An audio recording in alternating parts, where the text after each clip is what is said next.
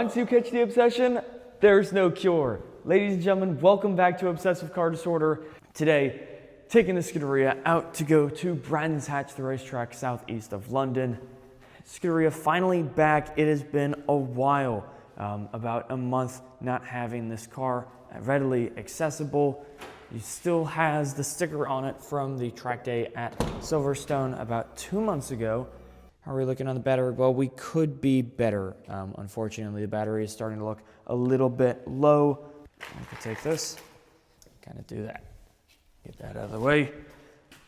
What goes here? Well, that's kind of the funny thing. Right now, Scuderia is finally back, but the Boxster is currently away, and that's because I had to use the Boxster to go and get the Scuderia back.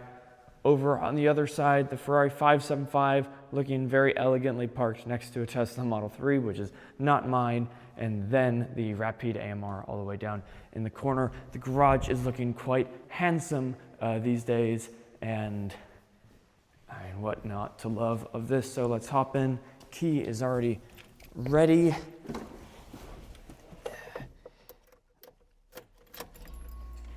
A good cold start.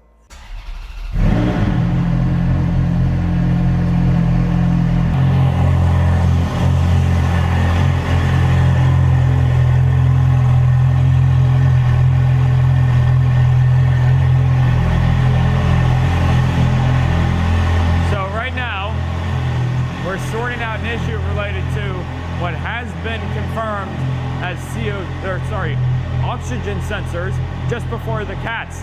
So the first thing that we did to try and spot the problem was to open up the valves.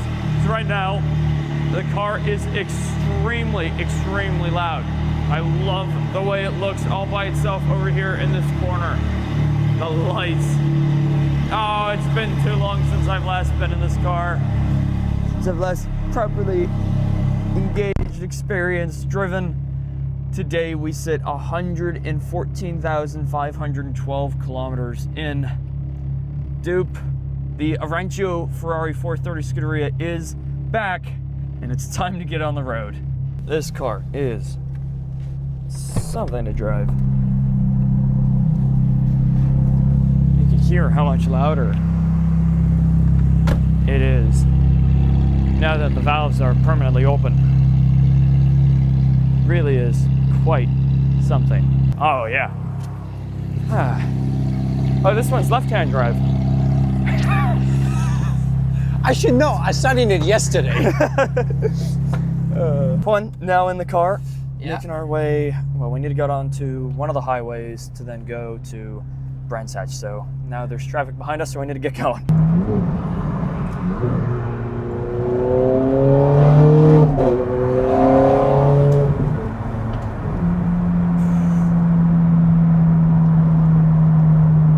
When the valves are open, it has so much drone below 3,000 RPM. Like, that's a lot. But now, we approach the National. Oh, and everyone moves over. I think we can do one gear, yeah.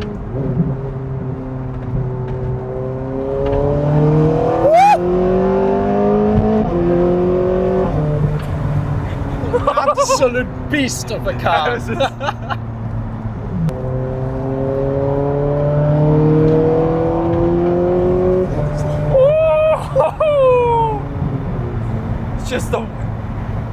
It's such an aggressive shift.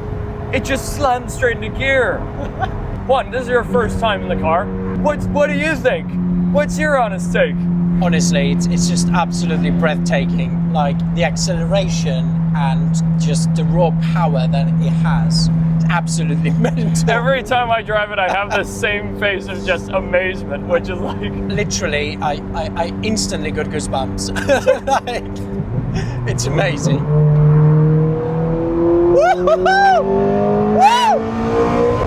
With many cars, you'd think, oh, you're acting up to the camera a little bit. No. This is pretty much the only car that I've ever been in where it truly is that engaging. Yeah. Where everything you're seeing and hearing right now is completely accurate. It is 100% authentic. Yeah, absolutely.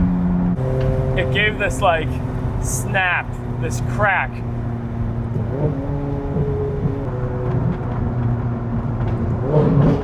Whoa! Whoa. Oh, Brands Hatch. Yeah. We're here. We are arriving at Brands Hatch. Oh, do we? Yeah, we turn left here. There it is. Brands Hatch. Be mindful of the elders. Former home of the British Grand Prix. That's right. I In forgot fact. about that. Yes. Pass and Paddock pass. paddock pass Very acquired. nice. We're ready to go. And back to the car because we need to make our way to P3 now We are on to our get way. on track. Or not on track, I should say, just to park.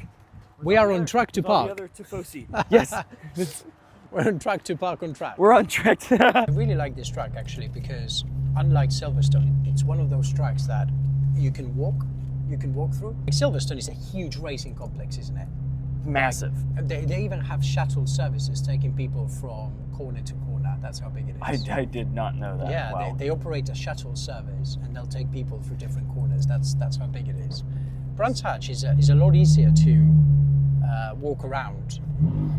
So I really like it. And you actually have some really good viewing areas. That's good. Yeah, especially into turn 1, which is fantastic. And in through the gates. Entering Brands Hatch, which has been very nicely decorated with the centenary posters because the track opened in 1926. So they're actually wow. celebrating 100 years of Brands Hatch, which is incredibly cool, as you I can didn't see. know that. Oh, and They've we're in the got UK. We're not in the US. some of the some of the famous racing drivers who competed together. And you can see the track. Oh yeah. You can see the track over there. Cars already on the tarmac.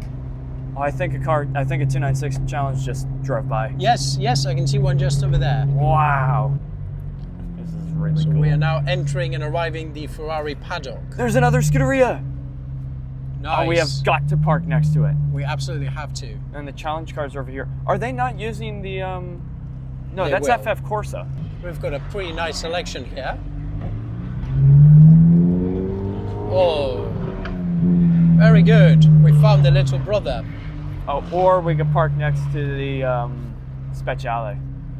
Oh, that could be quite cool too. Generations.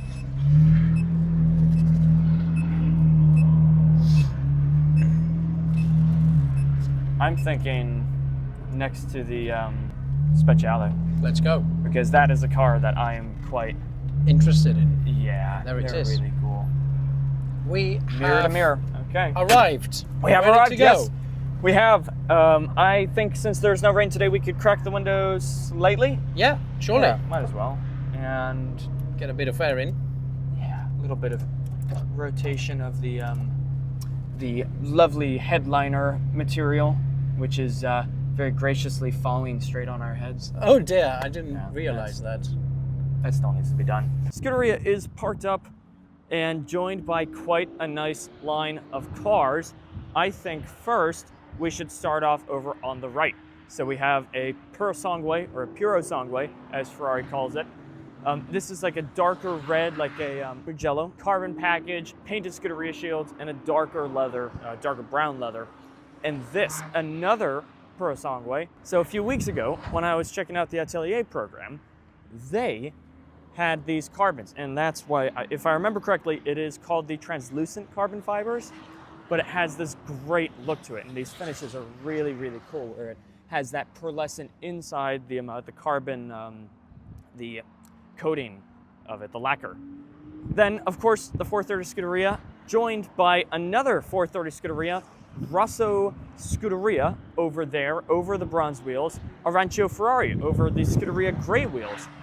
Then another car, which fits this lineup quite nice and is why I actually wanted to park next to the 296 Speciale instead of the Scuderia, this is a car that I quite like. I actually really like these. I think it's one of the best modern Ferraris that have been made from a design standpoint. And one of my favorite features of the Speciale is these little aero bits over the rear fenders.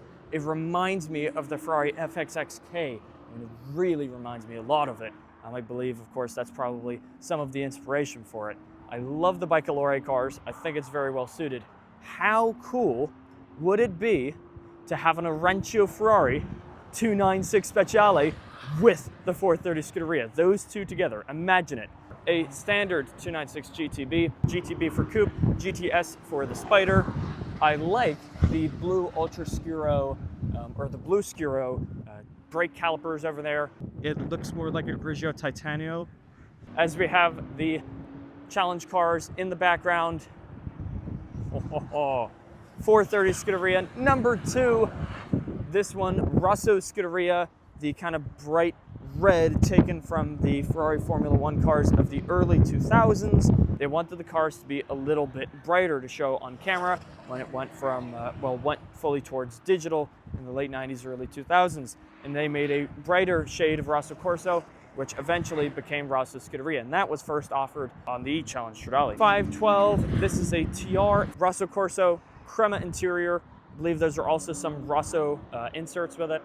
Amalfi, this is of course the Roma facelift, new front facade, a little bit more muscular. If it were up to me, I'd take a Roma. I think that car is going to be timeless in the future. It reminds me a lot of the 250 GT Lusso. Then the 849 Testarossa, but not just any 849 Testarossa. This one has the Assetto Furiano package. What does that mean is a little different. You get a little more carbon, stiffer suspension. It's built more for track usage. You have those bigger rear airfoils, and then over here, of course, you have a larger canard on the front. All of this is carbon, and you have the option to have this pretty decently cool Ferrari livery on that. Pretty cool lineup. Right now, what is it? 9 Ferraris total. We need to start walking around the track to start making the most of today. Because although there's a lot of cool Ferraris here, there's arguably even cooler Ferraris out there.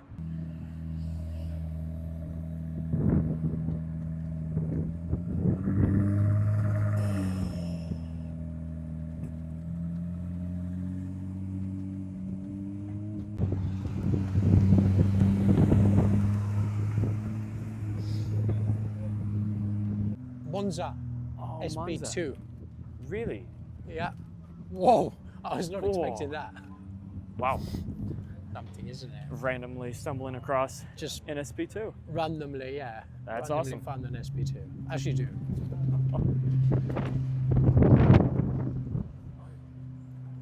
Look what we have stumbled across. The refueling stage for the challenge cars. Whoa. Wow. And another one.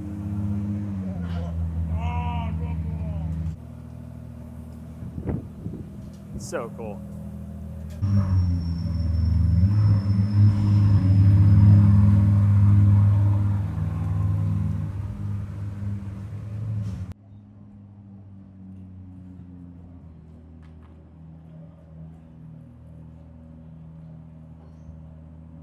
Past the line of, oh yeah, this This is is where the they very wait. cool scrutineering area. Safety car is a Dodici Cilindri Spider. That's pretty cool. It looks really awesome. I want to say this is Titanium with a blue interior. At Silverstone this year, the pace car, or safety car, was the 849 Testarossa, except it was an Assetto Furiano car, like the one in the parking lot over there. This one is a Dodici. Oh, and here we go. This is now Club Challenge, Nice. because we're having the older cars come out. Here we go.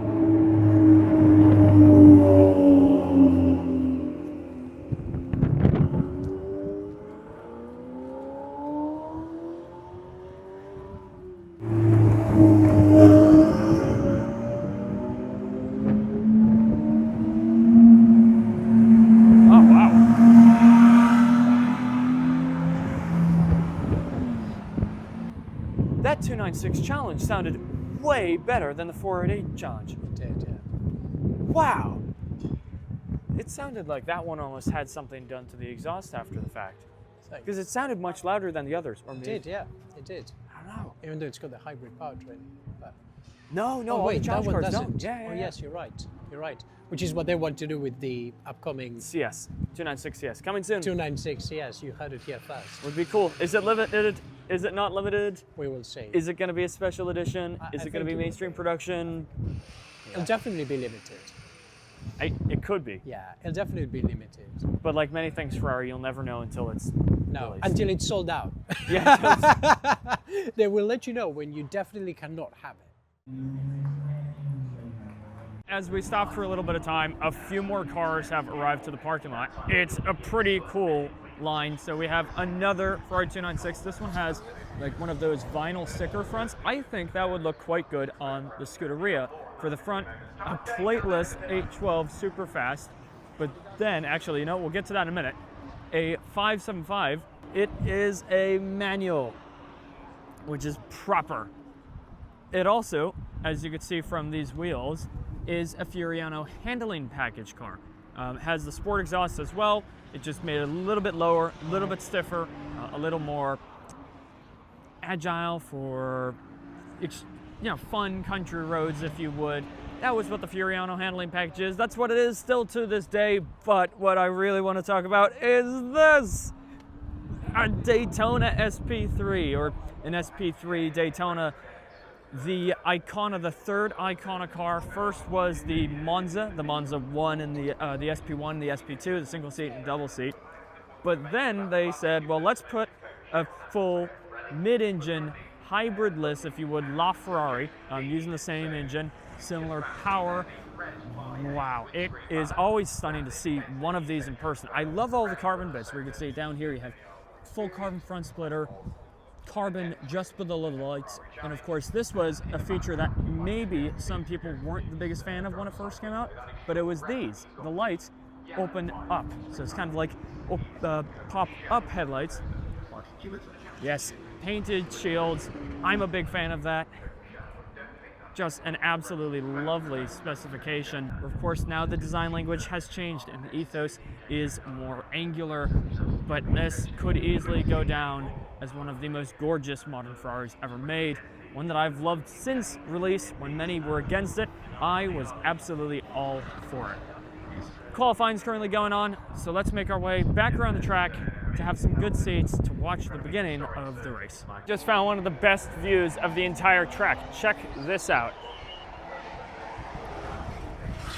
Whoa. Don't they just look magnificent? They look down really the cool. hill? Wow. You can see so much of the track here. That car is sounds really definitely bad. having issues. Whoa! Yes.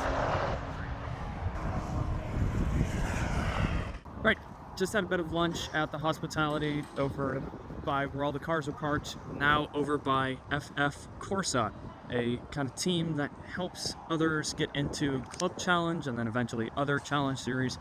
Lots of 296 Challenge and then the 488 Challenge as well. All of the 488 challenges here have the Evo pack.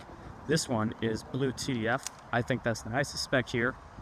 But how cool are these? This one is an Evo. Yes, it is.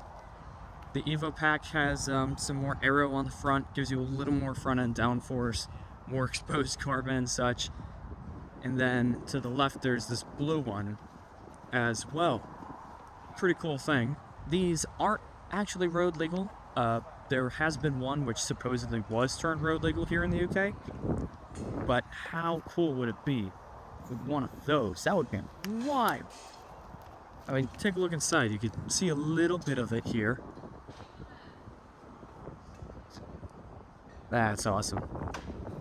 I mean, it is, at the end of the day, a fully legitimate race car. Right, grid walk. Let's begin. Starting with an orange challenge car. That's pretty fitting, isn't that? Really pretty. Yes, it is. I quite like it. Yeah. I know. Totally unbiased with that. Then over here, this is a Colchester car. Yes, it is. That's quite a cool livery on it. It gives us one more look. We're now exiting the grid walk. Oh, this is another cool livery. I know, I just realized. Yeah, that's pretty cool. I know, that's what we were. I can see the SP3. There was two Icona out of the three Icona cars. Two, that's right. Because there was yeah. an SP2, SP2 and the Daytona. SP3. Yeah. That's cool. That's so cool. Oh, look at the van.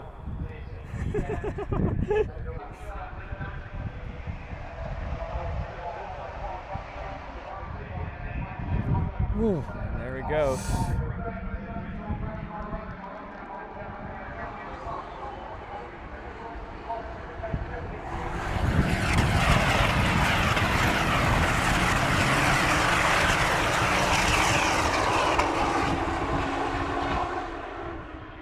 Would I be lying if I said they sound like a bunch of vacuums?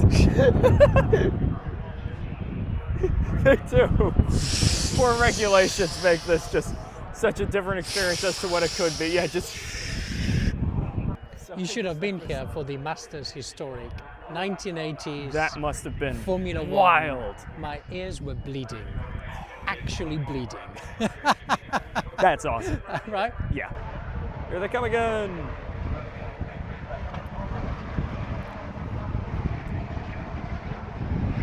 Whoa, gee. Nearly running to the back of the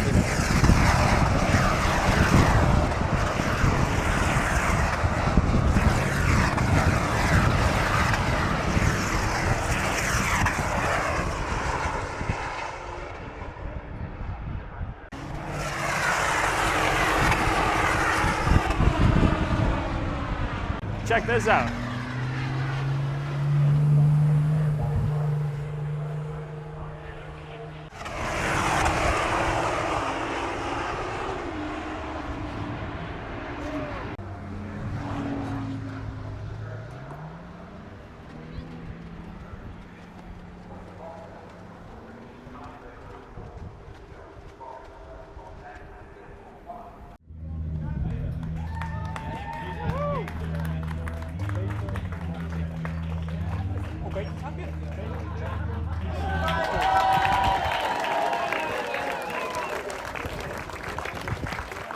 We're back behind the pits, behind a Monza SP2. This is one that we saw a little earlier in the day. Rosso Corso, Argento Nuremberg ring, painted shields, lovely specification. Really cool to see. Slightly different seats to pretty much all other models that were offered at the time. Really cool to see because this is iconic car, because this is iconic car number 2 for today. But that's really cool. And then also over here is an Abarth and a lot of tickets and previous event passes and such inside. These are awesome little hot hatches. They sound really, really good. Brilliant. Yeah. It would be cool to get a Baposto because the Baposto was never sold in the US. Put a color scheme of like the Scuderia on it. Because the Baposto is essentially the Scuderia of 695s and 500s. Yeah, stripes would be cool. Yeah, some of them. All right, see you later, SP2. Time to head back over to the Corsa Cliente where all the cars are parked and probably then be on our way back into London. Can't wait. Can't to wait. be on the road again. Yeah. Oh, that's number 1. They do have such presence just driving by other normal traffic.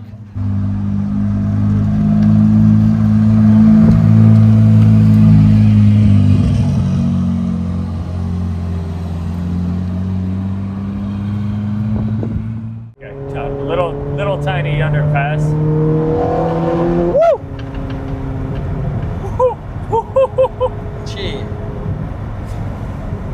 Pierre, when he drives his Scuderia, he's always doing this, so he's like, oh, there it was again! Wow. Wow. One last time. Oh my God. The downshift are just brutal, and the upshift, I mean, wow. You feel your whole body just shake with every shift. It's a bone shaking. Yes, it just hits you like a tsunami. There you have it. Scuderia back in the garage. 114,599 kilometers on the Scuderia after making it back from Brands Hatch. What a fun day it was. Ferrari Challenge, that was, wow. the seeing the cars go around the track, the driving, yeah, the competition to an extent. The spectator cars as well. The two iconic cars, the SP2, the Monza SP2, and the SP3 Daytona. Whoa, that was that was incredible. But nonetheless, with that said, the Scuderia is back. It's going to be going to get some new oxygen sensors put in the car over the coming week. So perhaps not another video within the next little while on it, but I'm back. I want to push an effort to make more of these videos because I enjoy it. It's fun, brings me a lot of joy.